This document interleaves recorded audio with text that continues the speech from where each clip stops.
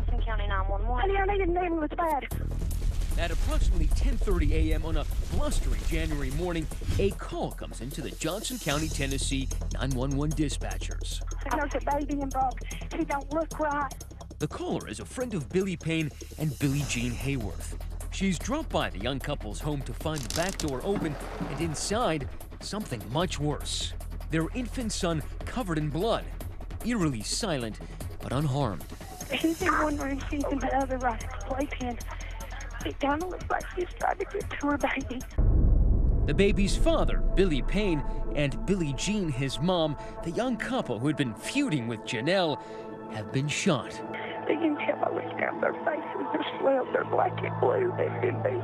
Okay, do you want to attempt to do CPR? They're both dead, it's too late. This murder, these murders have literally torn apart the sleepy little town of Mountain City, Tennessee.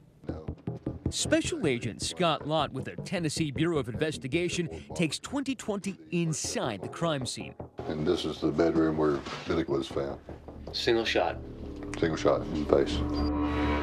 Billy Payne's throat had also been slashed as he lay in bed. Down the hall in the nursery, Billie Jean had been cradling their baby in her arms when she died. That's how they find her, still holding her 7-month child. So it didn't take much time to get from that room to this room to shoot. No. And this is 5 feet. I think it takes a cold-blooded person to shoot somebody holding a baby. Miraculously, the 7-month-old survived without a scratch. But his parents' cold-blooded killer had left virtually no clues.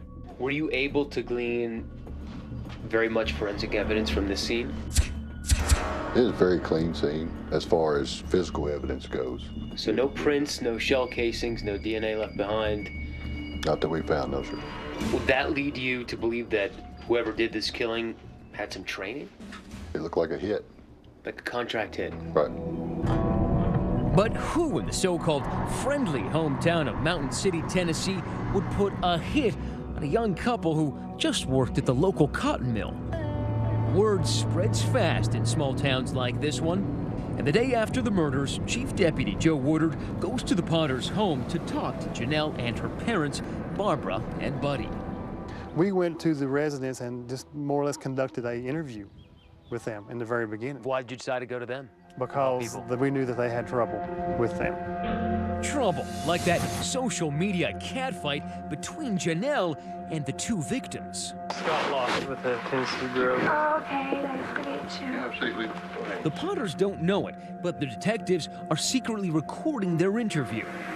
What we're doing right now is investigating a double homicide. Very serious matter. From the start, Janelle's dad is defensive. Everybody always points a finger at us for something. Oh, no, there ain't nobody pointing their finger. Do you know of anybody that would hurt them, want to hurt them? No, actually, I don't. I feel bad about the situation because I didn't want no harm on them. Initially sympathetic, Janelle soon lets it fly about the bad blood between her and her former Facebook friends. They've been harassing me in my driveway on our property. And then yesterday morning when I got on Facebook is when I found out.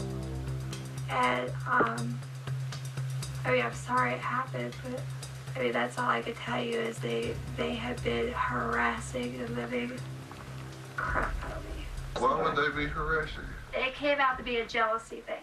They said I was too pretty. But then the cops want to talk about somebody else. Remember Jamie Curd, Janelle's secret sweetheart? Police know he'd had a falling out with the victims and took Janelle's side in the feud. What's Jamie to you? He's just a friend. We've been friends for years. He's a friend of our family. Yeah. He's a friend to all of us, to me. Seems as if Janelle is still covering up her romantic relationship with Jamie from her overprotective parents. Jamie kind of like your boyfriend? No, he's just a really good friend. Does he want to be your boyfriend? Not that I know of. But detectives are still suspicious Jamie and Janelle are a lot closer than she's letting on, and wonder what he might know about the murders. Have a seat there, Jamie. So they haul Jamie Kerr downtown and ask him to take a polygraph. You can tell he's nervous. We confront him with the results of the polygraph. And the results? Kerr fails miserably. The polygraph indicates that he lied about knowing the identity of the killer. Now investigators think they've got their man. I think you went in there. I want to take care of this situation. I want to take care of people messing with Janelle. People ain't gonna mess with my girl no more. She's not my girl. You may say that out loud, but you know in your heart the difference. But hours go by and Jamie Kerr still denies that he's involved in the murders. Were you on the person that was never killed? I wasn't there. Then, out of the blue, it's Jamie asking them a question. A bizarre one, which has the investigators dumbfounded. Is the CIA here? CIA? No.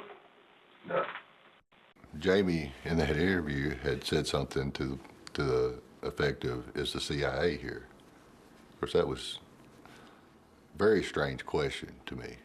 Ask the question? Yeah. Why did you ask about the CIA? Because he says he works for them. It's going to be a major breakthrough in the case.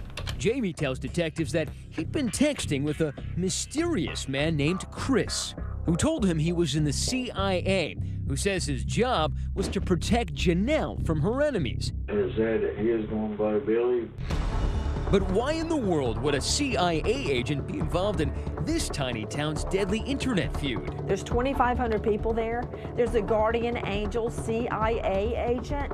I smell a rat. And when we come back, I'm not going to tell you I did something I didn't do. why has Janelle's disabled father suddenly become a suspect? I said, you would never, ever consider hurting someone over this, would you? Next.